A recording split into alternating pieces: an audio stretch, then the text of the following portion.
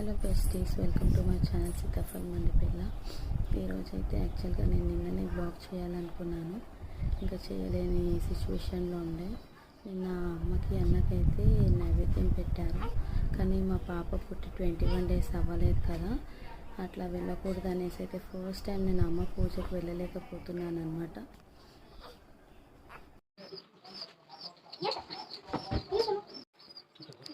Feel అయ్యాను.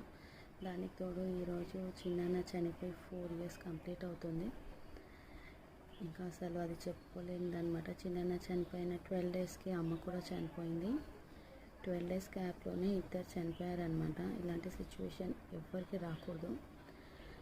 అసలు నేను అమ్మ పూజకి ఫస్ట్ టైం మిస్ అయ్యాను, అట్లా వెళ్ళకూడదని చెప్తే వెళ్ళలేనమాట. ఈరోజు అయితే చిన్నాన్న చనిపోయి 4 years కంప్లీట్ అవుతుంది.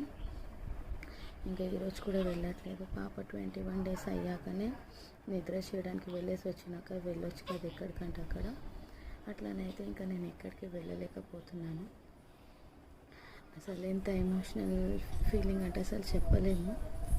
ఇలాంటి సిచ్యువేషన్ ఎవరికి రాకూడదు. మీకు వీడియో కనుక నచ్చినట్టయితే please like, share and subscribe my channel. Thank you.